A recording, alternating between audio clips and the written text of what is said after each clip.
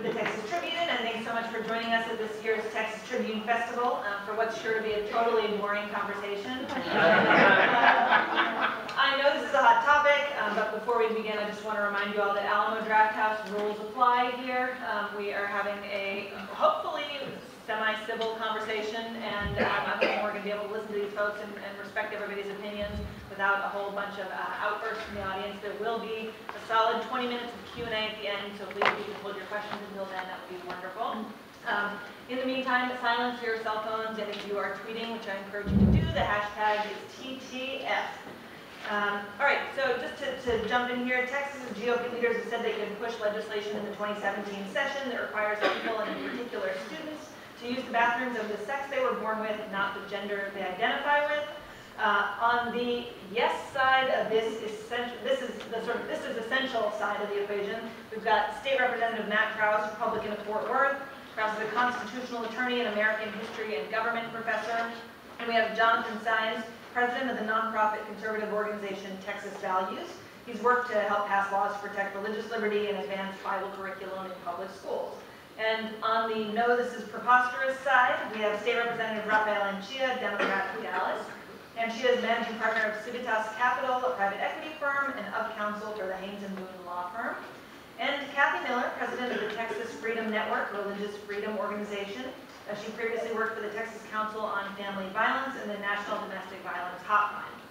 So, launching right in, for those of you who support this type of legislation, why now? And why is there some moral imperative for this in 2016 that didn't exist in years past to define where a child can go to the bathroom?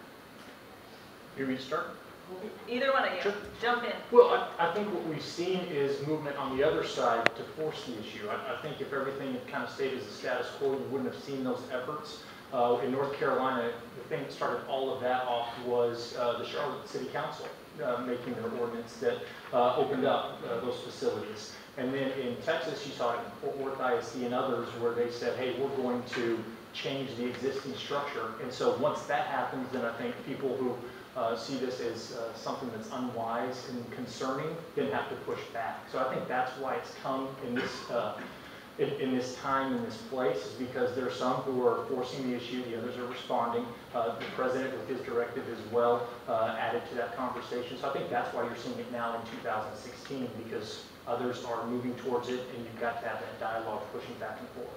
Yeah, and I'll add to that. There's no question the reason that we're involved in this discussion, the reason that we're even having a panel discussion about this issue is because the federal government and the local governments in different states have been pushing government control and policies that the people have rejected. We've seen it happen in Fort Worth. We've seen it happen in Houston. Let's not forget, less than a year ago, we had the city of Houston vote on this issue. When it deals with the issue of gender identity that impacts public facilities, the government trying to tell people that you've got to allow men into women's bathrooms. And the people said no to that. And it wasn't even close. It was 61-39. And so then you saw the local government, after that was rejected, you saw the local government in Charlotte try to institute something. The people weren't happy with it. They tried to do it again. The state felt like they had to jump in. And then that wasn't good enough. The federal government, with President Obama, had to push forth a directive, making it clear that now they were coming forward and saying, yes, we are talking about bathrooms. Because before, there was some discussion about, oh, this isn't really about bathrooms. So now, yes, it is about bathrooms, and they made it very specific, forcing every public school district in the country to allow boys into girls' bathrooms, and not just about the bathroom issues, but dealing with the issues when it comes to athletics. And Fort Worth was one of the most egregious examples. When we saw them take cue from Obama and not only have a policy that would allow boys into girls' bathrooms, but would have violated the parental rights of parents, where the students at that school were engaged in these type of activities where they call themselves to different names, and they were allowing students to do that, forcing the administrators at the school to call them by different names and accommodate them, and never telling the parents. These type of policies that people have said they don't want. So now the state's left with no position. If the local government and federal government is going to continue to push and push on this issue, I think it should be no surprise that state leaders are going to say, we're going to set some standards on how these issues are handled to protect the privacy and safety of all people. So I have a different story to tell about how this all got started. It's not Obama's fault? Everything's Obama's fault, don't you know? I mean, really, there's been a rash of bathroom bills. Like, there were going to be way too many puns and all kinds of odd comments there, but there have been a number of bathroom bills, bathroom legislation that has kind of ramped up. All really since the Supreme Court ruled on marriage equality. And there have been states and local governments, cities and counties and school districts who have had non-discrimination policies for years. And there have been no instances where there has been a need for some form of protection in the bathroom. This is a dog whistle about LGBT equality. The dog whistle was religious freedom, and when Indiana passed their religious freedom bill, there was a huge outcry and backlash from business and from the public, and a new catchphrase needed to be found, a new bumper sticker, and no men in women's bathrooms became the bumper sticker. But to be clear, extending equality to LGBT citizens is not about men in women's bathrooms, and when we talk about this issue, we do more harm than good. We solve zero problems because there were no issues in all of the states and counties and cities and school districts that allowed for this kind of equality and recognition. And so we solve no problems, but we create a host of others. That's really, I mean, honestly, it's damaging to police and local school districts and our courts if we pass a bill like this. How are we going to monitor it and police it? It's damaging to the issue of sexual assault, which they pretend this is about, because real sexual assault needs to be addressed by real solutions and not a false boogeyman. It's harmful to business, right?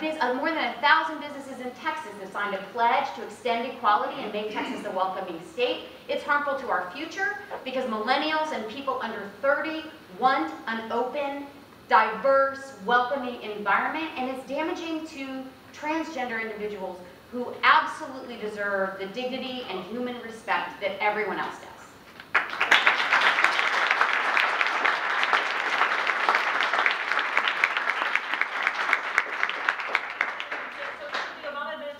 Stayed out of this, would we not even be having this conversation if they hadn't pushed back to the table? So I would say this, when we talk about bathrooms, we really misconstrue the topic. The topic is about protecting some of the most vulnerable children in our society.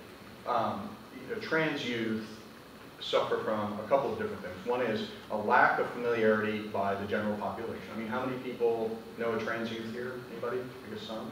But the majority of the room doesn't, right?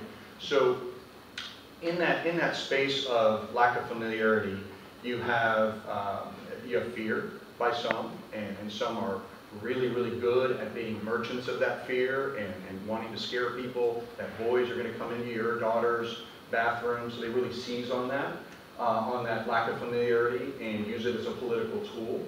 And then you also, instead of taking that lack of familiarity and using that space to create dialogue and to educate people about the challenges that trans youth face. And I'll just, the statistics, most people should know the statistics. There are about 1.4 million transgender people in the United States. With respect to transgender youth, the suicide rate is almost 50%. Almost 80% of transgender youth identify harassment, significant harassment or bullying at school. And if you really cared about kids, especially these kids, we wouldn't be sort of selling fear and hate. We'd want to be instituting protections, which is what all these local governments have tried to do, and that's what the Obama administration has tried to do as well. Before coming, I represent a very large LGBT population in the district, in District 103 in Dallas, and one of my neighbors, this constituent who is a trans male, used to babysit my daughters. And so I sat down with him, went and visited, and he and his mother. And his mother pointed out something really, really powerful, because I'm still learning about this too. I'm no expert, even though I've been sort of steeped in LGBT few issues for over a decade, ever since I've been elected in office. And she said, you know what? You know why we need these protections and why we need these conversations? Because I'd rather have a live son than a dead daughter. So what Representative Anchía basically said to you guys in not so many words is, you don't care about trans kids. So is that true? And if it's not, Well, I'm just joking. I do believe people are using this to score political points instead of trying to protect some of the most vulnerable kids in our society. I do believe that. so what is the, first of all, so I mean, what's the solution then for you all if the solution is not letting them use the bathroom of the gender they identify with?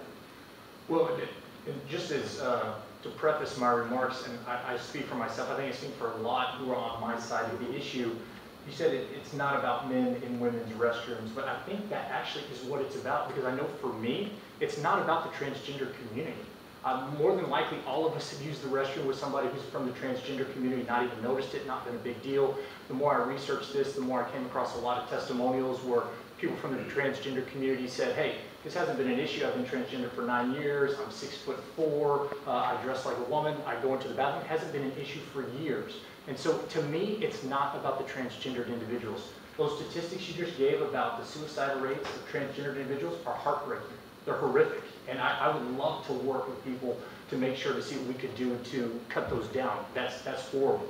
And we need to do that. This issue to me is about giving license to those who want to use these laws for bad purposes, making sure they don't have that. Are people going to do things wrong anyway? Sometimes, yes. Are people going to try to get around laws all the time? Of course they are, but we've seen instances, even in Texas in the last year at Target stores, which has been a huge focus of the issue in Cedar Park. We just saw one in Frisco the other day, where men have used these new rules, these new policies, to do what they could not do legally. And so we've seen it time and time again. Try to do what they could not do legally. Well, they're not supposed to go into the women's restroom, but they're using these new bathroom policies to go in and film women changing, going to the bathroom, things of that nature. So could that happen? So would men have without those laws? affirmatively said that I am a trans man and that's why I went into film? But it's not. Or they wore dresses, they dressed up? They dressed up to do that? And that's, well, there are Because there are examples. 0 cases, by the way. Well- Nationwide, there are 0 cases of people using the pretext. Let's not use hyperbole or make things up. There are 0 cases. We looked into this. No cases.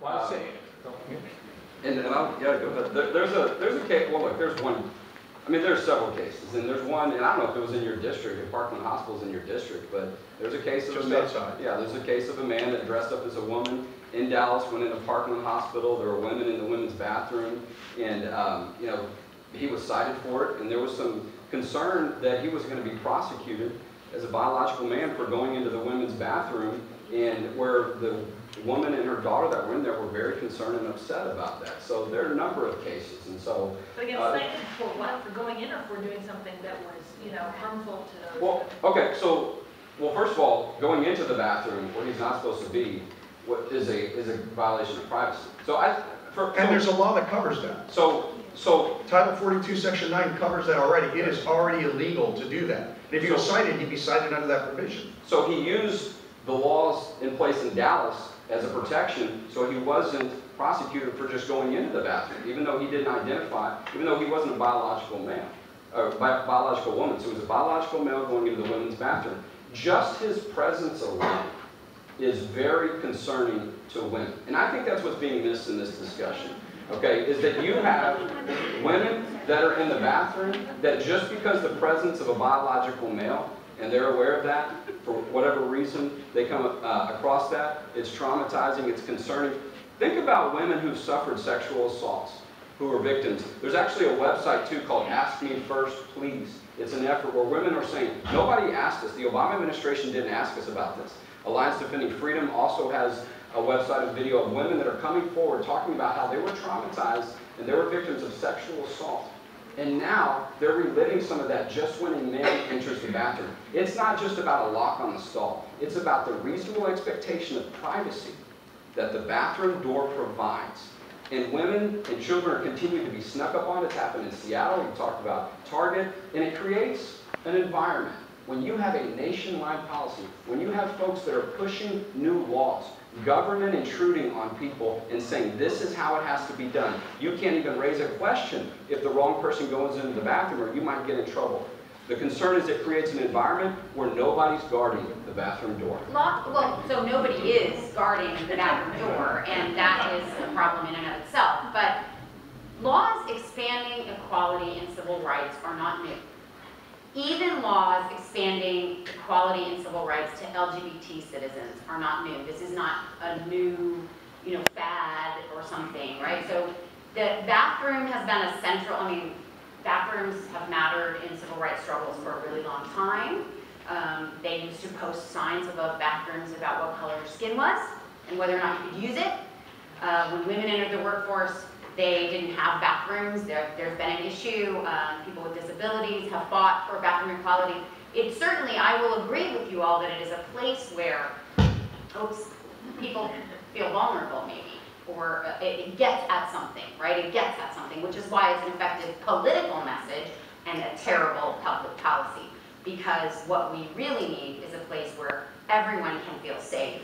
And by scapegoating certain individuals or claiming nefarious purposes that have not been uncovered, what we are doing is harming transgender folks, scapegoating transgender folks, creating a sense of fear and hysteria around an issue, rather than addressing the real problems. If we have concerns about safety and privacy in sexual assault, then we need to address sexual assault and safe relationships and how we educate folks. And I'd be happy to work with Representative Krause on quality and comprehensive sex education, where we talk about healthy relationships. Why is a single stall, gender neutral bathroom not enough of a solution? Well, it should be. I mean, for this trans constituent that I have, he goes to a very elite private school in Dallas. And you know what? The whole campus is rallied around him. The administration was very proactive, helpful, accommodating. And that's really where these decisions need to occur, right? But that's enough for you. Is it separate and apart, gender neutral bathroom? No. Right? No. That's what I'm asking. No. Why is that not enough then for folks on your side of this? It may be enough depending on the student, right? I mean, there needs to be a case-by-case analysis of how that student may be impacted by the environment. If that student is in certain sports, there may need to be an accommodation there. If that student is has certain other special needs, there may be an accommodation there. So just to have a bright line, I think, is an inartful tool. And for the state to want to trump local action and local accommodation is the worst kind of public policy at all. I mean, this state, Well, not state leaders, but there's no evidence of that. I mean, you guys just make that up. Wait, I know you want to say there are that we zero should- cases. I've already cited one to you, right outside of You you. cited a case You where said- someone said they were bothered Right. by a man being in a bathroom. This is not about a man being in a bathroom. Well, But that, go ahead. there are some other instances. Out east, you had a situation where a man used a wig and fake breasts to go into a women's restroom and videotape individuals. And you know what? That's already illegal, right? Yes. Is that not illegal? Yes. And, Well, that's already illegal. It's already illegal. Also, by the way, that's not a trans man.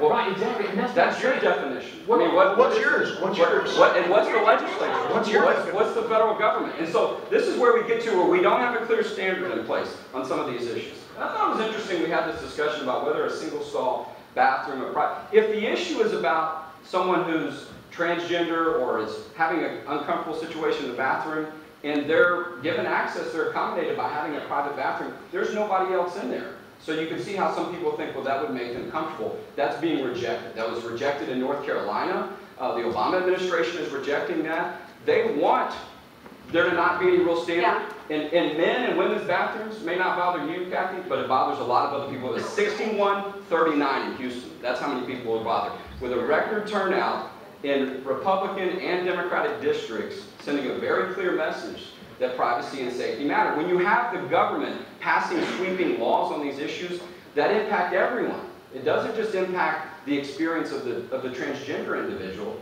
it impacts the other people. So you've got to balance those interests. And that is the discussion that's being talked about at the website. Ask me first, please. And it's been left out of this discussion. Mr. Chairman, if I could follow with yours, I think what you said is great.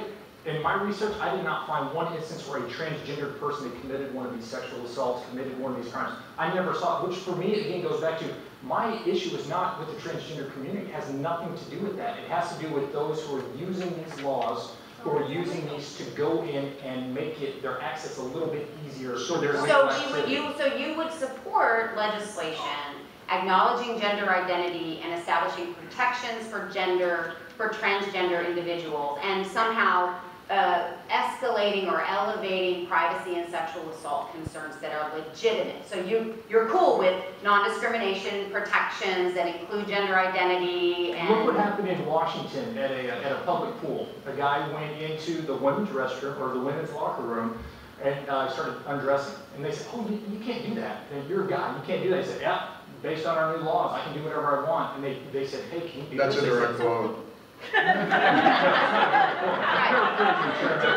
Perfect. So what happens is there's a whole issue, and then he comes back again later when underage girls are undressing, getting into their swimsuits. And this guy wasn't a transgender guy. He wasn't saying he was his gender identity. He was a wellness guy in board shorts who just used the new law on gender identity, the non-discrimination, to make all these women and these little girls uncomfortable with that. So address the problem then.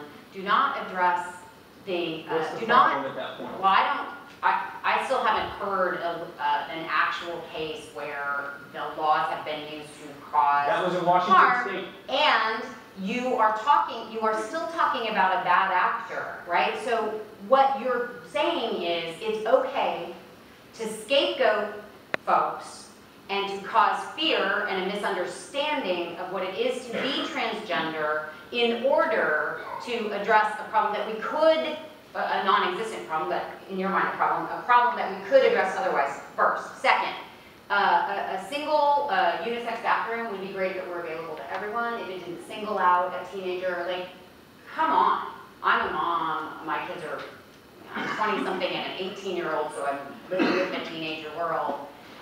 You have to go to the nurse's unisex bathroom. You have to leave class to do it. You're called out and singled out. We know what high school is like. That is not equality. That is inequality. Separate but equal has not ever been, well, I won't say ever, right? It used to wrongfully be recognized as equal, but it's not, right? We're talking about equality. That is a value that is more important than your circumstance of a single bad actor in Target or Washington. We are talking about respecting the dignity of folks. We're talking about people who are vulnerable. And you have yet to provide a problem that this solves, because right now in Texas there isn't a statewide non-discrimination ordinance, but I have been in many men's bathrooms, I'll have to be honest with you all, right, because the lines are long, and that doesn't seem to be a problem.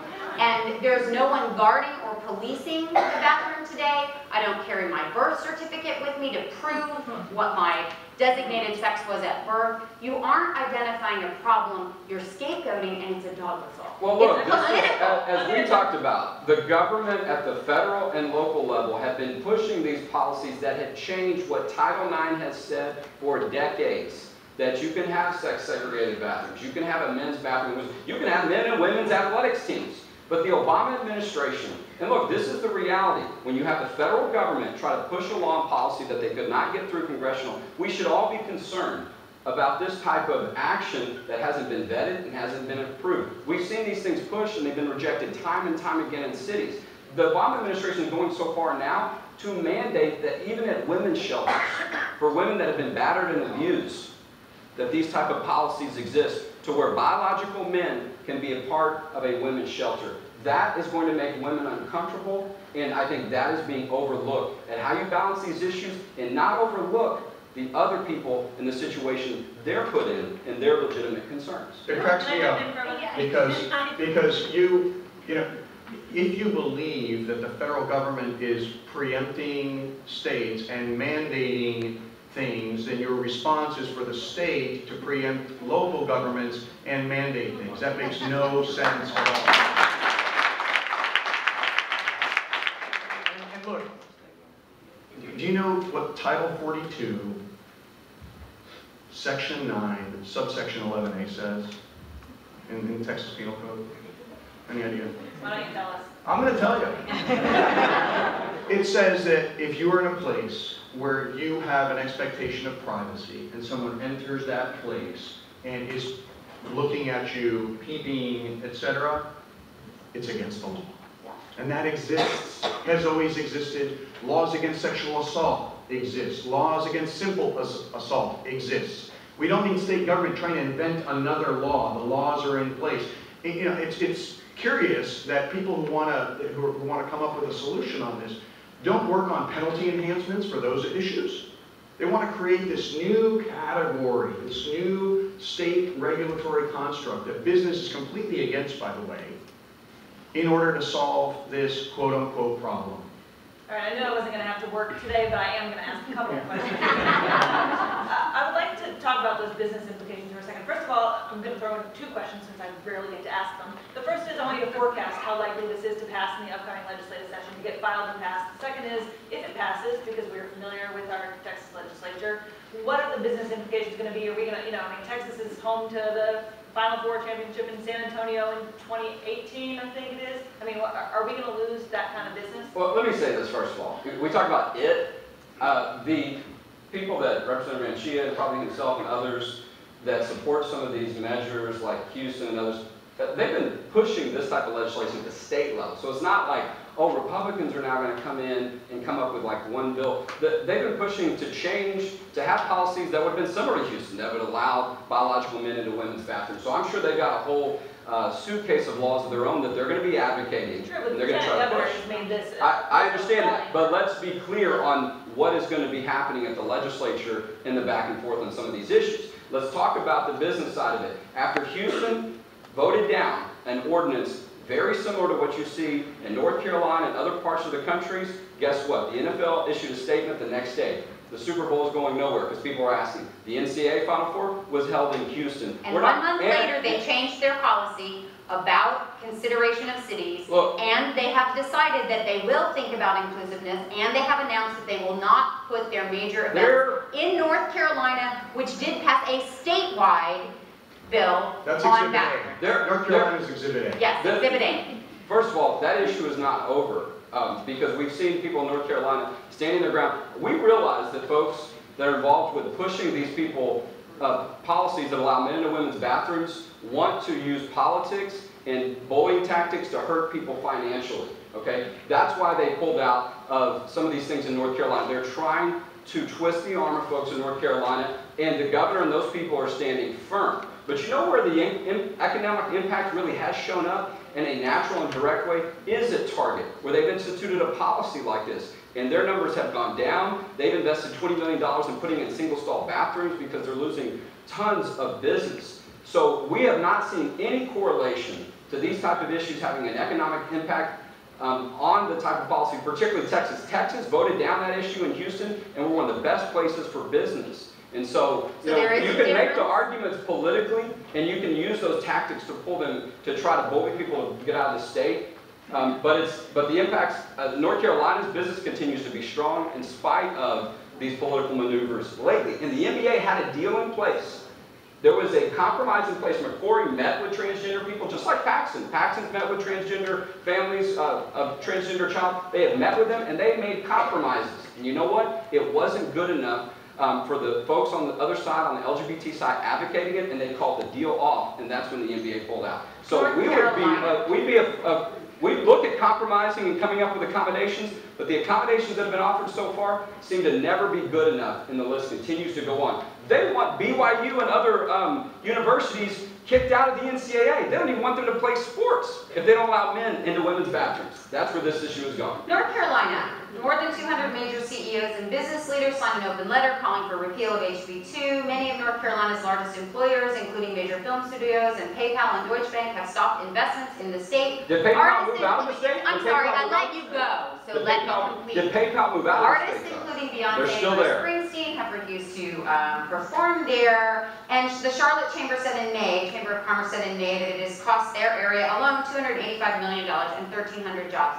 Moreover, In August, last month, the Harvard Business Review did a study about how non-discrimination ordinances attract business. They said that those who are more likely to be younger and better educated, are more likely to come from diverse backgrounds, are willing to move to states and work in industries that are open to diversity and have non-discrimination ordinances. When a state adopts a non-discrimination ordinance, a large number of inventors relocate from other states to that state within 3 years. The inventors who move in tend to produce 30% more patents than the inventors moving out.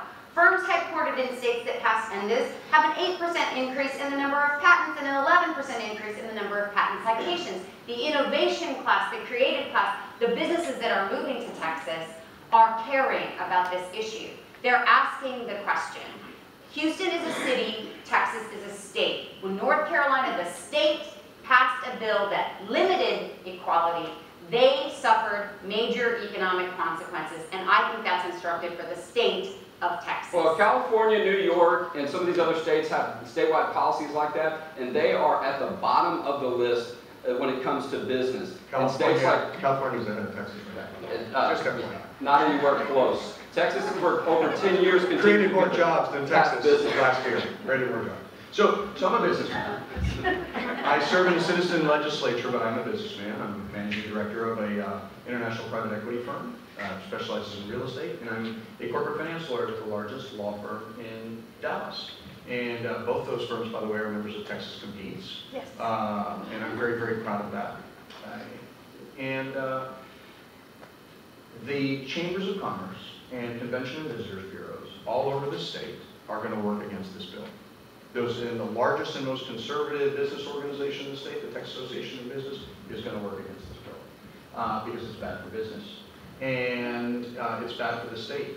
And I believe that if the business community, the faith community, and opinion leaders who understand needing to protect the most vulnerable children and people in our society stand up, this bill will not pass. Before I talk about the NCAA and the business, I wanted to go back to Chairman Anchía's comment about the quote, I would never want to mislead you on anything. So this is from the news story. The women inside the locker room at the time attempted to kick him out, but the guy refused and said, quote, the law has changed and I have a right to be there. So he did use that as his actual appreciation. I think it sums up What's the source? What's the source? The New York Daily News. You might agree with that? I don't know. Yeah. And so Wait, but if a person says the law has changed, so I have the right to do this, does that mean they do have the right to do it, Representative Krause? Well, according to this, yeah, it did, because the way that the city wrote the law, he did have a right to be there. And that's why one of the ladies in that restaurant or in that locker room, she said, and I think this speaks for a lot of people, says, we're not here saying that the transgender community are predators. We will never say that because we don't believe that. Same as me. What we do believe is that this code is so poorly written that predators will abuse it. We know it because we've lived it. So what are your policy proposals to help transgender people, since you have articulated a desire to help them? I know that is not the right thing to do. I would love to talk with you more about it. I don't know, as you said, you're learning about it, you're probably light years ahead of me than I am on it. I would love to come to your office and talk about it. So you would agree that we shouldn't act at a statewide level until we learn a little bit more about it, right? I agree that if localities will stop pushing things that I think are harmful and concerning, then yes, the state could look at it. But as long as they do that, then yes, sometimes you do have to step in. If I could address the NCAA real quick, I don't know what legislation is going to be offered this session, so I can't really say will it pass or will it not. Some people have said we need to have one that includes private businesses as well. I think private businesses should be able to make their own decisions on what they do.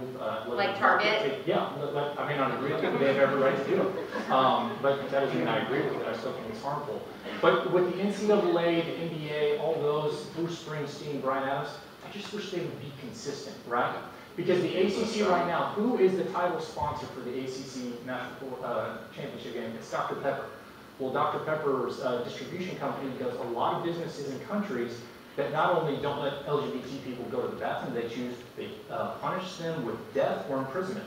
You look at Bryan Adams, who made the big deal, I'm not coming to North Carolina anymore because they have this law. Well, just a couple of years ago, he did a whole tour through the Middle East, where they killed people in the LGBT community or they penalized them. You see, Toyota was one of the big sponsors of the ACC, and ACC proudly says, these are our corporate champions.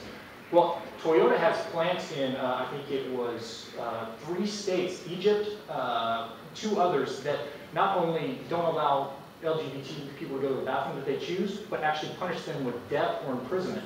So if you're really taking a stand, if you really care about this community and want to see them, their safety and their health and their well-being taken care of, why do you continue to do business and push for things that would actually harm them? Not only that, but if you go to the NBA All-Star game in New Orleans, now that it's not Charlotte, what's going to happen when you go to the arena? You can have men's restrooms, you can have women's restrooms. What happens when you go to the ACC game now, wherever it goes? You can have men's restrooms, you can have women's restrooms. I wish they would be consistent, say, we think this is harmful, let's open up every restroom at every one of our facilities, let's make sure it's all inclusive all across the board. That would go a long way instead of picking and choosing. We have these egregious violations of human rights over here. Yeah, So you're be willing to sponsor the legislation I was going to that say, the divestment legislation is coming from right. Mr. Krause. What's interesting to me is that Human rights divestment. right, we're going to divest because of human rights issues. We're going to ban trade in certain countries that don't accord equality the way we agree with it. And I don't know that you would actually support that. But, and we're going to require that all bathrooms be open to anyone to use, and they'll be gender neutral, which, like, I'm cool with. And finally, like, just to point out I wish everybody would be consistent. That would be awesome. Voters included. But this is, this is the United States, and we do have a First Amendment, and there is free speech, and there is free association, and there are opportunities here for businesses to weigh in with a voice that they don't necessarily have in other places, and to call it out as somehow being, boy, I sure wish they wouldn't pick on North Carolina, because look, they're in these other bad places, fails to acknowledge that in North Carolina, right, they are living in a more open society with a lot more free speech and free association rights, and are able to actually have an impact in ways that they might not be able to in other places around the world. Well, there's hundreds of businesses in North Carolina that have been Hold supported. up. My turn. Actually, the 2 of you specifically about what happened in Houston, because you mentioned voters. And the Equal Rights Ordinance in Houston, which went down in flames and became a bathroom issue, a referendum on this bathroom issue, it was not just Republicans who turned out and voted against it. In fact, there was a high turnout among African American voters who voted against the Equal Rights Ordinance, traditionally Democratic voters. So, are you guys listening to voters on this issue? Well, if you make it about fear and exclusively about bathrooms and not about protecting the most vulnerable in the community, yeah, I could see how people might raise come to that conclusion. And furthermore, we talked about we heard from the other side, hey, you need to come to some sort of compromise. I don't think you ever compromise on human rights issues. I don't think so. And you usually don't put human rights issues on the ballot that way. I think that was, if you would have done that during Jim Crow, no problem. African Americans would still be in separate but equal. You just don't put basic and fundamental rights on the ballot like that. The result, I think, surprised a lot of people, but others it didn't. And then, go ahead. There's just a small point there too. It was a short, yes, the voters spoke. I'm used to losing a lot in elections. But what we learned on our side is that there is a lot of education that needs to be done. And I am a parent, and I did send my daughters to the public bathroom for the first time, right? And I know what that feels like. So I think it's really important that we acknowledge what they are, and what they do know and don't know, and what they do understand and don't understand. And we have a conversation. But I think beginning that conversation by demonizing or belittling anyone that's a part of it is the wrong way to start. And this kind of legislation would do that. And I have a specific question for the 2 of you. Your party is at a crossroads right now, and you are seeking young voters, you're seeking millennials, you're trying to, in a lot of ways the GOP is trying to sort of reinvent itself. Is this really the issue that you guys want on the top of your list right now? Well, we've seen young women be very engaged on this issue. I've mentioned the site a few times, Ask Me First, please. It's an effort of this type of issue where women want to be heard on this. They felt like they weren't asked about this issue, and so we have seen a lot of engagement. And when you talk about issues of privacy and safety, when you talk about issues of public school, you talk about children that are very concerned. I have children as well, they're school children of age. I have a 6-year-old daughter, And these issues matter to parents that are voters, they matter to young people. There were a number of people that came out to the Fort Worth Independent School District when that issue came up. A lot of parents were there were a lot of students there that were concerned. And you look at the case of the young lady named Tanner up in Alaska who ran on a track team, because these issues are based on laws and policies that don't just apply to bathrooms. They apply to other settings as well when it comes to athletics. And you see them a girl having to run against someone who's a biological male and having a hard time or being put in a position where she may not be able to advance in her collegiate career or athletic career because there's a biological male that's running the race as well. And so you do see young people continuing to engage on these issues. And you know, and safety and privacy is worth it. If people want to try to use economic bullying tactics to come after it, there's no question. And you have to ask yourself, is the NBA and the NCAA going to merge their women's teams and their men's teams? Because this is where the policy they have to do. Well, you asked, is this what we really want at the top of our ticket? I'll go back to the thing I said at the beginning. It wasn't our choice to have that. No, if I looked at the top 50 indicators of what we should be focusing on, this would probably not be one of them had it not been forced on us. But I get your party's press releases in my inbox, and boy, let me tell you how many of them have transgender bathroom issues at the top. Yeah, I agree, because it's become a focal point. It's become a national issue. In Fort Worth ISD, they serve about 80,000 students. If I remember right, from what we were told, 9 students were classified as transgender where they needed accommodations. The transgendered students didn't ask for that new policy. The transgendered parents of the transgender students did not ask for that policy. As far as I'm aware, no principal, assistant principal, teacher, or student at those institutions did not ask for that policy. That was generated from the superintendent. So you know, it was generated from a working group that worked for over a year on that issue that was composed of teachers, parents, administrators from Fort Worth ISD. From Fort Worth ISD. Yeah. They've been working on it for a year before the lieutenant governor showed up and tried to politicize that thing. Well, long before the lieutenant governor showed up, the people showed up. If you let kids and parents and school administrators and teachers solve the problem locally, they're going to get it right.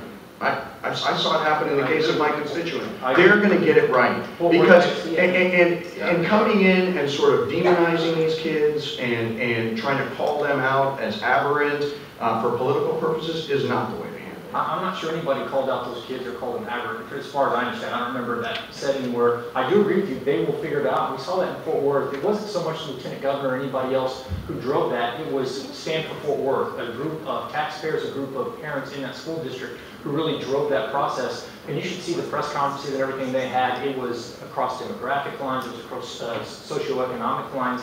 So I agree. I think that they do get it right at the local level and given a voice. They felt like they didn't have a voice. So do you want to be spending all your time on this? No, not necessarily, but it's being forced on you. And we're seeing that when the people do have a chance to have a voice, they come back saying, we just want common sense regulations to keep our children safe. Well, to your point, Emily, about Houston, when you see that turnout, record turnouts in some precincts. I mean, some of the precincts, they voted 95, 96% to vote that ordinance down. I mean, they've hardly ever seen anything like that. And your point was correct. You had African Americans, you had Hispanics, you had North, South, East, and West. Almost every type of demographic. Folks that I know voted, that we're aware of that voted Democrat, that voted in that election in different races.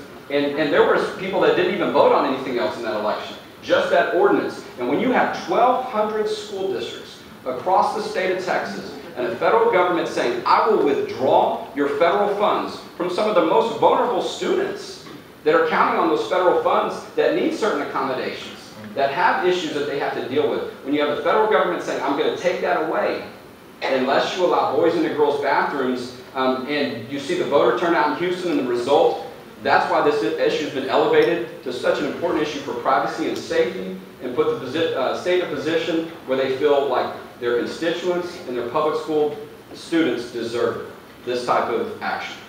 We are going to go to the audience. There are microphones. Please line up with the microphones. The ground rules include questions. They end with a question mark, not speeches. And these folks are going to be speedy too in their answers so we can get to as many of you as possible. Yes, sir. Hi, my name is Peter Villalobos. I graduated from the University of Texas School of Law. And one of the things that I learned, thank you. One of the things that I learned in my last semester was there's something that is very prevalent in gender jurisprudence is like stereotype bias. And throughout this whole conversation, I've heard talk of men going into women's restroom, boys going into women's restroom. And I think Houston, the most famous ad was of a gentleman going into a woman's restroom and trapping a little girl in there. So I want to, it's not much more of a question, but a response to this thought. No, it's a question. Yeah, okay. How do you respond to the idea that there is, at its very foundation in this conversation, a sort of paternalistic stereotype, men have this role in society, women have this role in society? So. Who would like to take it? Yes? Yes, people deal in fear, right? I mean, they use it as a political ploy. It's nothing new, but it's disgusting. Protecting women this isn't the first time we've heard protecting women, and the Supreme Court actually had something to say about protecting women on House Bill 2. No evidence that it did any of that. Well, look, I mean, from what I've seen, Facebook had, what, 50, 60 different gender identities. I mean, there's a lot of discussion about these issues where you don't have a real standard in place to know, is someone this, is someone that, and so there's a lot of discussion going on that. When you make policy for the entire state, when you have the president saying, we're going to force every public school district to do things a certain way based on a definition of gender identity that people don't even agree on. You may see it one way, somebody sees it another, they think there's different identities. It makes it very difficult to have policy. But for decades, or for however long you want to go back, it's not something that comes as a surprise to people, particularly people going to the bathroom thinking it says women on there and the other one says men. And so I think that's something that we continue to see acknowledged as common sense. There aren't men. This is not about men in women's bathroom. I mean, I know you guys have 5 cases where some man dressed up like a woman and tried to get into a bathroom, but in general, like, we're talking about non-discrimination policies that you oppose because it allows folks to go to the bathroom that they identify their gender with, period. It's about them, it's not about you, and it's not about me. And I choose what bathroom I go to. Everybody should choose where to pee. And I think the question of gender stereotypes is exactly right. We men have to protect you women from sexual assault, and we know best about what your gender is, and that's not okay. Hi, my name is My name is Justin Atkinson. I'm a student here at UT Austin, and so it was mentioned before, but I think it's important to note that the rates of violence towards trans people, especially trans people of color, is abhorrently high, very high. And so, making that leap of faith like this, is it conceivable to you, to y'all on this opposing side, that the suicide rates will rise if a law like this is passed? Is this discrimination kind of like further in that sense? Well, what I've seen is in other countries where they have policies that are similar. But in the U.S., where we are. Well, I'm answering your question. In countries where they have policies, like it sounds like you support, or maybe Kathy supports, that change the law on these type of issues, we haven't seen a big difference in those suicide rates as compared to the United States. And so there's no proof that if you have a law like that, that it'll actually have some impact on that issue. I have concerns for that. I mean, there's no question. It's tragic when you see people take their own life for whatever reason. I would love to see them get more help. I'd love for them to have freedom to talk to counselors about it and not have laws that say that there's only certain topics they can talk about, and that some of those things are off topic for them to discuss with their counselor if they're struggling with an issue. I'd love for the parents to not feel like there's a law that restricts them on what topics they can talk about to a counselor on these issues. It is very related. When someone's considering suicide, to have a discussion with a counselor, I think it's very important. Good afternoon. My name is Laura Dixon with Spurs Sports and Entertainment, and I am also a foster parent. My 4-year-old son is brown. He does not look like me. And I'm curious if this becomes more of a single parent issue rather than a transgender issue. How are you going to police? What's the practical implication? How do you police this issue? I can't take my son into the bathroom. I'm leaving him in there with a bunch of men that he doesn't know. How is that safer for him? Well, and to all of you, how do you police this? And I appreciate your willingness to have this dialogue and your leadership on the issue. The conversation is so important. So I'm the father of 2 daughters, and I've been in the women's bathroom with them, and we've gone into a stall together. And because I asked them, you know, when they reach a certain age, they've also been in the men's bathroom, as you might imagine. When they gotta go, they gotta go. And at a certain age, they ask me, they say, hey, you know, I want to go to the women's bathroom. So we went into a stall. I said, ladies, excuse me, I have my daughters here. Is it okay? Sure, no problem. Went, made their potty, wiped up, pulled everything up, and came out. And that was it. There was no drama. There was no drama. But my daughters they were unable, even though they were old enough to want to identify and go into a women's bathroom, they were unable to do everything, and they needed my assistance. That's not a crime. That's not a crime. My hunch is there are a lot more single parents out there than transgender, and maybe that's changing, but that's going to be hard to police. Well, what we see in North Carolina and other parts of the country is that when issues come up like this, whether it's case by case or something that's written in recommendations or proposed law or an ordinance, that they make exceptions for those things, that they make accommodations for those things. Because people understand you have young families, those situations come up, and so that's going to happen in Houston. At some point with that ordinance, they were going to punish people who felt like someone went into the wrong bathroom just for saying, hey, I think the wrong person went in there. And so, you know, you think about trying to come up with a way to balance these issues, because sometimes people are looking to do harm, but sometimes people are just trying to look out for their children. And so that we've seen that across the country of accommodating those things and looking for exceptions in the law, like we see oftentimes. But do you think that officials in Houston are so nefarious that they would not have made accommodations for single parents? I mean, that seems like you're casting aspersions on those elected officials while you're applauding the discriminatory actions of the elected officials in North Carolina. Honest to God, you have given us examples of people who put on a wig, and if we can't handle that on a case-by-case basis, and it hasn't even happened in Texas, and we have to pass a state law, but you're using a case-by-case basis of accommodating folks as your reason why it's okay, it makes absolutely no sense. Well, go ahead. So if you want to do it on a case-by-case basis, does that mean you're against local ordinances that do a blanket prohibition or a blanket? They all work. I mean, we have now the 10 largest cities in Texas. 9 of them have some form of non-discrimination ordinance passed. And they all have they have made various accommodations in the same way that you do at the legislature, right? Your law books are not, 13 pages thick. There are hundreds and, I'm sure it takes up, I'm not a lawyer, I'm the only non-lawyer up here, which makes me the winner.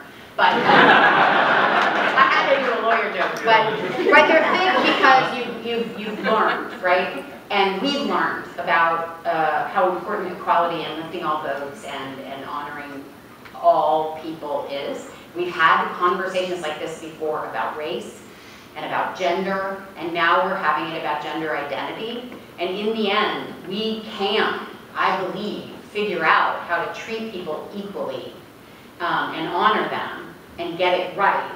And we don't need to start that conversation by demeaning anyone.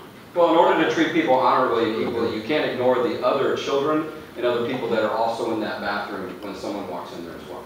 I am the woman in that bathroom. You're not. We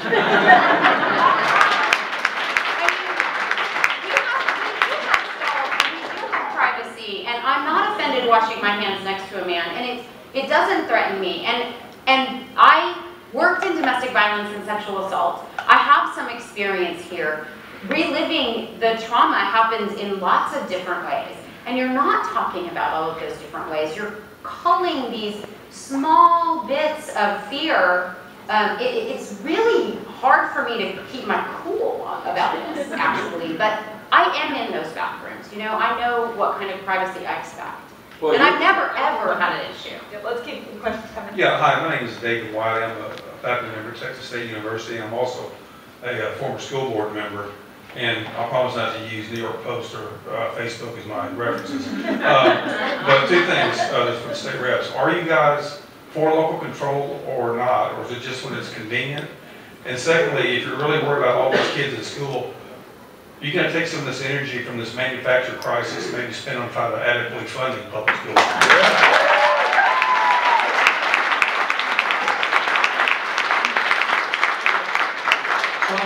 I'm a former school board member as well in Dallas ISD. I think for the most part on issues of students, when you have teachers and parents and administrators and school board members working on something, you get it right, you figure it out.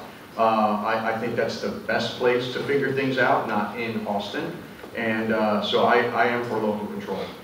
And great violence has been done on local control last session, and they're coming back for more this session. And I'm sure he supports fully funding public schools. Word. And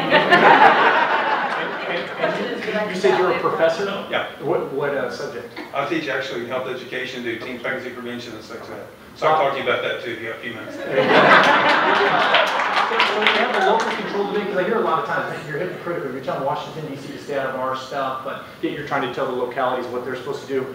They're completely different structures set up, right? Our founding fathers set up the Constitution as a document of enumerated powers, right? So if it's not in the Constitution, it's left to the states. The state government isn't set up that way. It's got much more broad jurisdiction, much more broad ability to reach out into things. So you can't just claim local control for everything when you're impinging on somebody's constitutional rights, their property rights, or something other. It's useful as a, it's a tool. It's a great tool when used correctly, but it's not a rule that local control wins every time. You've got to take into account with the Denton fracking ban, local control, right? Denton should be able to do what it did, but it greatly infringed upon people's private property rights. So in that case, the state has to come in and say, okay, we understand local control can be very valuable, and as much as possible, we want to diffuse power to the localities as much as possible. But when a locality seeks to do something that's against fundamental constitutional rights, private property rights, then the state has to step in. So case-by-case basis, you have to go back to, is local control working there? Is it in its proper jurisdiction? Should the state have some say in here or should it not? In terms of fully funding our education,